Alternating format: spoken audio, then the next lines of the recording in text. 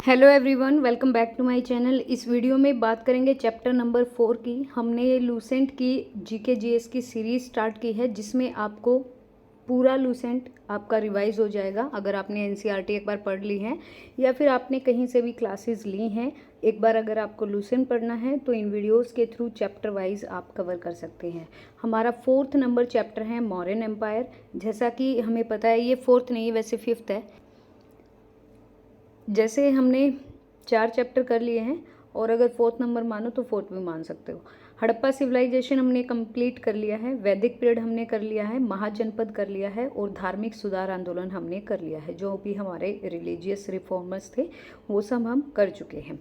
अब यहाँ पे 4th नंबर पे है हमारा मौर्य काल। मौर्य काल से काफ़ी सारे क्वेश्चन बनते हैं। एंशियंट इंडिया की बात करें, और ये एक बड़ा एम्पायर रहा है। इसमें जो आपके अशोक हैं और चंद्रगुप्त मौर्य हैं, उनका विशेष योगदान भी रहा है। तो काफ़ी सारे क्वेश्चन बनते हैं इससे। और स्टार्ट करते हैं आज का लेक्चर। तो फर्स्ट क्वेश्चन है, चाणक्य का अन्य नाम क्या था? चाणक्य को अन्य नाम से भी पुकारा जाता था भट्ट स्वामी, विष्णुगुप्त, राजशेखर या विशाखदत्त। ये तो मुद्रा राक्षस वाले हैं, ठीक है। तो यहाँ पर जो ऑप्शन बी रहेगा, विष्णुगुप्त इनको बोला जाता था। इनका ये अन्य नाम था। किनका? चाणक्य का।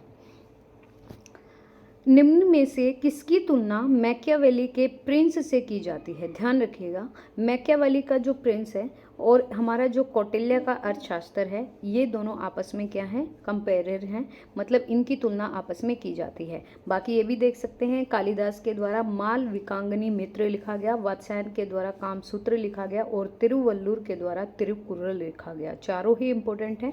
और कौटिल्य का अर्थशास्त्र की तुलना मैकियावेली के प्रिंस से की जाती है। नेक्स्ट है, वह कौन सा शासक था जिसने राज सिंहासन पर बैठने के लिए अपने बड़े भाई सुशीम की हत्या कर दी थी? एक सीरियल आता था कलर्स पे, अशोक का, और इसमें अशोक को दिखाया गया था और मतलब सुशीम को भी दिखाया गया था। इन्होंने क्या किया था, अपने ही भाई सुशीम की हत्या कर दी थी और खुद राजगद्दी पर बैठ गए थे। ये थे अशोक। निम्न में सम्राट अशोक की वह पत्नी कौन सी थी जिसने उसको प्रभावित किया था? ये थी कौरवकी। अगर आपने सीरियल देखा है तो आधी से ज़्यादा चीज़ें आपको बहुत अच्छे से पता होंगी। देखो, वैसे तो वहाँ पे थोड़ा सा क्या कर देते हैं, बहुत बड़ा चढ़ा कर बोलते हैं चीज़ों को, लेकिन कुछ चीज़ें जो आपको मेन कैरेक्टर हैं और जो मेन इवेंट्स हैं, इवेंट्स नहीं सॉरी, जो भी वहाँ पे उस टाइम पे जो चीज़ें हुई थी वो आपको बहुत अच्छे से क्लियर हो जाते हैं। क्योंकि एक चीज़ जब आंखों से देखते हो और कानों से सुनते हो तो आप जो ग्रहण कौशल होता है जो हमारा, वो बहुत ब्रेन को मैसेज जल्दी जाता है। एक चीज़ जब आप सुनते हो तो उसका कम जाता है 50%, और जब हम देखते भी हैं, करते भी हैं, सुनते भी हैं, तो वो कहीं ना कहीं 80 to 90% रहता है। अशोक ने अपने सभी अभिलेखों में एकरूपता से किस प्राकृत का प्रयोग किया है? ये किया है आपका, सभी अभिलेखों की बात कर रहे हैं तो अर्धमागधी का। बिंदुसार ने विद्रोह को कुचलने के लिए अशोक को कहाँ भेजा था? ये तक्षशिला भेजा गया था अशोक को, ठीक है। नेक्स्ट आगे चलते हैं। निम्न में से वह व्यक्ति कौन है जिनका नाम देवान प्यादशी भी था? अलग अलग अभिलेखों के द्वारा अलग अलग नाम मिलेंगे आपको। कहीं पर प्रियदर्शनी मिलेगा, कहीं पर देवप्रिय मिलेगा। मस्की अभिलेख में अशोक नाम बताया गया है। यहाँ कहीं पे आपको देवान प्यादशी मिलेगा, कहीं पे अशोक मिलेगा। तो अगर आपने एनसीईआरटी पढ़ी है तो आपको अच्छे से पता भी होगा।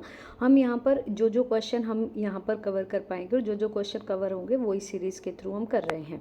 तो यहाँ पर क्या बोला है, जिसका नाम देवान प्यादशी है तो वो अशोक है। निम्न में से प्राचीनतम राजवंश कौन सा है? मौर्य, गुप्त, कुषाण या कर्ण? तो सबसे पहले मौर्य एम्पायर की बात करते हैं। Option number A will be correct. Kautilya Chanakya किसका प्रधानमंत्री था? ये था आपका चंद्रगुप्त मौर्य का। कलिंग विजय के उपरांत अशोक महान ने निम्न में से किस धर्म को अंगीकार कर लिया था? 361 ईसा पूर्व जब कलिंग का युद्ध हुआ था, ओडिशा में है कलिंग, इन्होंने बहुत रक्तपात देखा था वहाँ पर और इनका मन भरा आया था कि भाई हम आगे से युद्ध नहीं करेंगे, और इन्होंने बौद्ध धर्म को स्वीकार कर लिया था। चंद्रगुप्त मौर्य ने जैन धर्म को अंगीकार किया था। 11 नंबर क्वेश्चन है, चंद्रगुप्त के शासन विस्तार में किसने मुख्य रूप से मदद की थी? शुद्धोधन, उमागुप्त, चाणक्य या शूद्रक? तो चाणक्य जो हैं वो उन्होंने चंद्रगुप्त मौर्य के सिंहासन काल में बहुत ही मदद की थी। Option number C. सांची किस कला और मूर्ति कला का निरूपण करता है? तो सांची का जो स्तूप है या सांची जो है वो बौद्ध कला से है, इसका निरूपण करता है। नेक्स्ट क्वेश्चन है, प्राचीनतम भारत का वह प्रसिद्ध शासक जिसने अपने जीवन के अंतिम दिनों में जैन धर्म को अपनाया? अगर चंद्रगुप्त की बात करें तो जैन धर्म, और अगर अशोक की बात करें तो बौद्ध धर्म। समुद्रगुप्त आपका भारत का नेपोलियन बोला जाता है। बिंदुसार अशोक के क्या थे? पिताजी थे, और इनको अजात शत्रु कहा गया था। अजात शत्रु मतलब जिसका कोई भी शत्रु पैदा ना हुआ हो। 14 नंबर क्वेश्चन है, मौर्य साम्राज्य की स्थापना किसने की थी? मौर्य साम्राज्य की जो स्थापना थी वो चंद्रगुप्त मौर्य के द्वारा की गई थी। बिंबिसार आपका हर्यक वंश का था। बिंदुसार बाद में आता है चंद्रगुप्त मौर्य के, और ये अशोक के पिताजी हैं बिंदुसार। मौर्य साम्राज्य में प्रचलित मुद्रा का नाम क्या था? तो यहाँ पर कौन सी मुद्रा चलती थी? पण, तोल, काकनी या दिनार? तो यहाँ पर पण की मुद्रा चलती थी। नेक्स्ट क्वेश्चन है, निम्न में से कौन मौर्य वंश का शासक नहीं रहा है? तो मौर्य वंश के देखो चंद्रगुप्त मौर्य रहे हैं, अशोक रहे हैं, बिंदुसार रहे हैं, अजातशत्रु नहीं रहे हैं। नेक्स्ट है, निम्न में से अशोक का उत्तराधिकारी कौन था? अशोक का जो उत्तराधिकारी था वो था कुणाल, इनके बेटे का नाम था कुणाल। मुद्रा राक्षस, अभी हम ऊपर मैंने आपको बताया भी था कि जो विशाखदत्त है वो मुद्रा राक्षस है, मुद्रा राक्षस के लेखक हैं, तो मुद्रा राक्षस के जो लेखक हैं वो है विशाखदत्त। नेक्स्ट क्वेश्चन है, विशाखदत्त के प्राचीन भारतीय नाटक मुद्रा राक्षस की विषय वस्तु क्या है? सबसे पहला, प्राचीन हिंदू जनश्रुति के देवताओं और राक्षसों के बीच संघर्ष के बारे में बताया है। एक आर्य राजकुमार और एक कबीलाबाई महिला की प्रेम कथा के बारे में, दो आर्य कबीलों के बीच सत्ता के संघर्ष की कथा के बारे में, या फिर चंद्रगुप्त मौर्य के दरबार में राज दरबार की दुर्भिस संधियों के बारे में। तो जो मुद्रा राक्षस है जो कि विशाखदत्त द्वारा रचित है, इसमें चंद्रगुप्त मौर्य के साम्राज्य काल में राज दरबार में जो भी दुर्भिस संधियां थी उनके बारे में बताया गया है। Option D. नेक्स्ट है, मालवा, गुजरात और महाराष्ट्र किस शासक ने पहली बार जीते थे? मालवा, गुजरात और महाराष्ट्र ये चंद्रगुप्त मौर्य ने पहली बार इनको अपने अधीन कर लिया था, और एक बड़ा मौर्यन एम्पायर खड़ा कर दिया था अशोक के टाइम तक। ठीक है, अशोक ने भी काफ़ी सारा एक्सपेंड किया अपने एम्पायर को, और मौर्यन एम्पायर उस टाइम का सबसे विस्तार माना जाता था, अभी भी माना जाता है हिस्ट्री के अकॉर्डिंग। निम्न किस शहर में अशोक के शिलालेख नहीं है? तो मैं आपको बता दूं कि गिरनार में भी है, कंधार में भी है, टोपरा में भी है, और बच्चे सबसे पहले देखो इसी चीज़ को क्या करेंगे कि भाई इसमें तो हो गए होंगे, जबकि पाटलिपुत्र में अशोक के कोई भी शिलालेख नहीं मिले हैं। नेक्स्ट है, अर्थशास्त्र का लेखक समकालीन था किसके? ये थे जो कौटिल्य के बारे में ही तो पूछा है, अर्थशास्त्र कौटिल्य द्वारा रचित है, और ये किसके समकालीन थे? ये चंद्रगुप्त मौर्य के थे, तो चंद्रगुप्त आएगा। नंद वंश के पश्चात मगध पर किस राजवंश ने शासन किया था? नंद वंश का जो आखिरी शासक था वो था घनानंद, जिसको मार दिया था चंद्रगुप्त मौर्य ने। और ये यहाँ पर अब किसका राजवंश आएगा? मौर्यन एम्पायर, तो मौर्य काल में शिक्षा का सर्वाधिक प्रसिद्ध केंद्र कहाँ था? तक्षशिला। और बिंदुसार ने अपने बेटे अशोक को विरोधियों को कुचलने के लिए कहाँ पे भेजा था? तक्षशिला ही भेजा था। मैग्स्थनीज की पुस्तक का नाम क्या है? अर्थशास्त्र, ऋग्वेद, पुराण, इंडिका। अर्थशास्त्र की आपकी कौटिल्य की है, ऋग्वेद हमारे वेद हैं, पुराण 18 है, तो इंडिका जो है वो मैग्स्थनीज की पुस्तक का नाम है।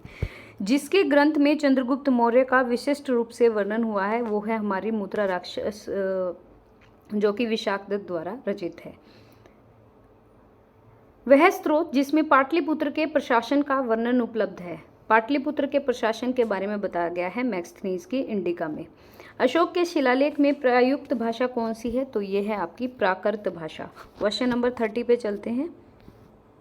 निम्न में से किस मौर्य राजा ने दक्कन पर विजय प्राप्त की थी? तो ये की थी चंद्रगुप्त मौर्य ने, तो ऑप्शन नंबर बी यहाँ पे करेक्ट रहेगा। नेक्स्ट है, मैगस्थनीज ने भारतीय समाज को कितनी श्रेणियों में विभाजित किया था? ये 7 श्रेणियों में भारतीय समाज को विभाजित किया था। और मैं आपको बता दूं कि वैदिक काल में किसके आधार पर? कर्म के आधार पर विभाजन, श्रम के आधार पर या कर्म के आधार पर विभाजन होता था, लेकिन वैदिक काल तक आते आते जाति और वर्ण व्यवस्था के आधार पर विभाजन होना शुरू हो गया था। नेक्स्ट है, कौटिल्य के अर्थशास्त्र में किस पहलू पर प्रकाश डाला है? कौटिल्य के अर्थशास्त्र में इसमें कोई इकोनॉमी की बात नहीं है, जबकि इसमें पॉलिटिकल जो वहाँ पे नीतियाँ थी और जो भी पॉलिसीज़ थी, राजनीतिक नीतियों के बारे में प्रकाश डाला है। तो ध्यान रखिएगा, आर्थिक, धार्मिक और सामाजिक जीवन नहीं, जबकि यहाँ पर राजनीतिक नीतियों के बारे में बात की है कौटिल्य के अर्थशास्त्र में। निम्न में से कौन सा क्षेत्र अशोक के साम्राज्य में सम्मिलित नहीं था? अफगानिस्तान था, बिहार था, कलिंग था, लेकिन श्रीलंका पर अभी तक विजय नहीं हुई थी और श्रीलंका नहीं था इनके साम्राज्य में सम्मिलित। पाटलिपुत्र को किस शासक ने सर्वप्रथम अपनी राजधानी बनाया? तो ये बनाया चंद्रगुप्त मौर्य, और पाटलिपुत्र यही जगह है जहाँ पर अशोक का कोई भी अभिलेख नहीं पाया गया है। पाटलिपुत्र में स्थित चंद्रगुप्त का महल मुख्यतः किस चीज़ का बना था? ईंट का, पत्थर का, लकड़ी का या मिट्टी का? तो लकड़ी का बना हुआ महल था जो कि पाटलिपुत्र में स्थित था, चंद्रगुप्त का महल। नेक्स्ट है, बराबर जहानाबाद जिला की गुफाओं का उपयोग किसके आश्रय गृह के रूप में किया जाता है? तो ये जो जहानाबाद में बराबर की गुफा है, ये आजीविकों के लिए है, ये आश्रय गृह है, ये आजीविकों के रूप में है। किस अभिलेख से यह साबित होता है कि चंद्रगुप्त का प्रभाव पश्चिम भारत तक फैला हुआ था? मतलब चंद्रगुप्त ने काफ़ी बड़ा एम्पायर स्थापित कर दिया था, मौर्यन एम्पायर को, और काफ़ी विजय भी प्राप्त की थी। तो ये रुद्र दमन का जूनागढ़ जो अभिलेख है उसमें पता चलता है कि चंद्रगुप्त मौर्य ने पश्चिम भारत तक अपना मौर्यन एम्पायर को फैला दिया था। 38 नंबर क्वेश्चन है, केवल वह स्तंभ जिसमें अशोक ने स्वयं को मगध का सम्राट बताया। देखो, हम ऊपर भी पढ़ के आए थे और ये अलग अलग नाम से मिलेगा आपको। स्वयं को मगध का सम्राट किस में बताया है? ये बताया है भाब्रू स्तंभ में। ठीक है, भाब्रू स्तंभ पर ये लिखा हुआ है, उनकी अभिलेख मतलब जो भी लिखे हुए हैं उनकी लिपि में, प्राकृत लिपि में। तो उसमें ये बताया गया है कि अशोक ने खुद को स्वयं को सम्राट घोषित किया है भाब्रू स्तंभ में। नेक्स्ट चलिए, यहाँ पर देखो, यहाँ पर ये सूची 1 को सूची 2 से मिलाना है, किसको किस नाम से बोला जाता है।